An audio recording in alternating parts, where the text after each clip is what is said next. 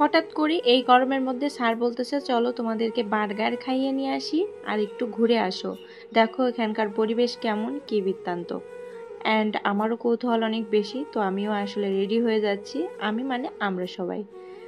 আর যেহেতু গরম বেশি তার কারণে একটু কমফোর্ট পোশাক পরলাম, বেশি হিজিবিজি ভালো লাগে না, সেই সাথে একটা কমফোর্ট সাজ। তারপর স্যার এই যে তালা দিয়ে নিচ্ছে, এখন আমরা বাইরে বেরিয়ে যাচ্ছি। আর আমাদের সিঁড়ির ইয়াটা একটু অন্ধকার অন্ধকার মতোই, মানে অত বেশি আলো নেই। আর যেহেতু আলোটা কম আছে, আমার ক্যামেরাটায় আলো কম থাকলে একটু লাফালাফি করে। আর এই যে আমি যখন ভিডিও করতেছি আমার ছেলে বলতেছে মা উপরে কিন্তু সিসি ক্যামেরা, মানে আমাদের বাসায় হচ্ছে সিসি ক্যামেরা লাগানো। আমাদের বাসা থেকে বেরিয়ে তারপরে যে আমিন মডেল টাউনের স্কুলের সামনে দিয়ে আমি বেরিয়ে যাচ্ছি, এটা হচ্ছে আমিন মডেল টাউনের স্কুল। সাভারে যারা থাকে তারা অবশ্যই এই স্কুলটা চেনে। অ্যান্ড এখানে আসার পরে আমি আমার ছেলে আমরা সবাই দাঁড়িয়েছিলাম একটা রিক্সার জন্য, তো রিক্সা পেয়ে গেছি আর রিক্সায় যে উঠে পড়েছি।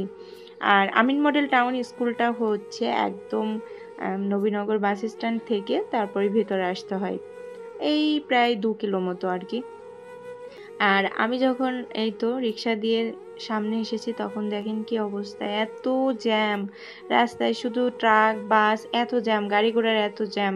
এর মধ্যে রাস্তা ক্রসিং কি করে হবো আমি এই নিয়ে খুবই চিন্তিত ছিলাম। তো যাই হোক খুব সংগ্রাম করে ফুটওভার দিয়ে রাস্তা ক্রস হয়ে তারপর এসেছি, এসে এই যে আমরা বার্গার খাওয়ার জন্য বসে পড়েছি।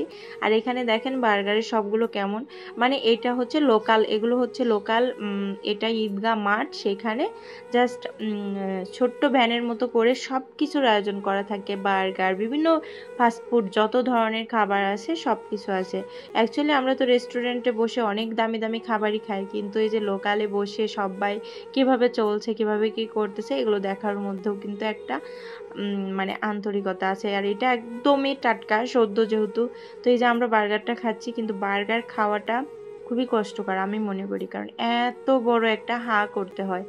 আমি তো একদম এই কথাটা বলতেও ছিলাম যে বার্গার মানেই এত বড় একটা হা করা। আর আমার মুখটা এত বেশি তিল দেখা যাচ্ছিল, তার কারণ হচ্ছে অনেক বেশি গরম ছিল। আর বার্গার খেয়ে তারপর একটু ঘোরাঘুরি করে এই যে দুধও নিয়েছিলাম, সাথে আরও কিছু নিয়েছিলাম, নেওয়ার পর লিচু আর হচ্ছে ওইখানে আমি যেহেতু এবারে তালের শ্বাস খাইতে পারি নাই, তার জন্য তালের শ্বাসও একটু খেয়ে আসছিলাম। সব মিলিয়ে আসলে তারপরের ভিডিও আর করা হয়নি, তার কারণ এতটাই ভিড় ছিল রাস্তায়, এত গাড়ি ঘোড়ায়, আর তার আগে সকালে বৃষ্টিও হয়েছিল, তো জলও ছিল, সব মিলিয়ে একটা অস্বস্তিকর পরিবেশ ছিল। এই কারণে আমি আর রাস্তাতে হেঁটে আসার ভিডিও করি নাই। অ্যান্ড ফাইনালি আমি বাসায় এসে কি বলতেছিলাম, এটা আমি গত ভিডিওটা আপনাদের সাথে শেয়ার করেছিলাম। অনেক কষ্ট, ঢাকায় চলাচল করা অনেক কষ্ট, গ্রামের মতো এত সুন্দর স্পেস পাওয়া যায় না। তো কেমন লাগলো আমার ভিডিওটি অবশ্যই জানাবেন। টাটা বন্ধুরা।